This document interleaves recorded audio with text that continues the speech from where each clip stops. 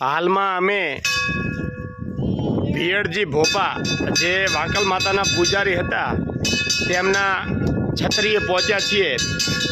અહીંયા વિરાત્રા દર્શનાર્થે આવીએ એટલે અવશ્ય આપણે ભીયડજી ભોપાએ એક નાળિયેરનો ગોળો કરી અને પછી જ જવાય છે।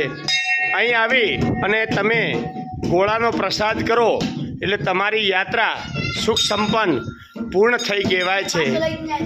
આ એક આસ્થા અને વિશ્વાસ છે।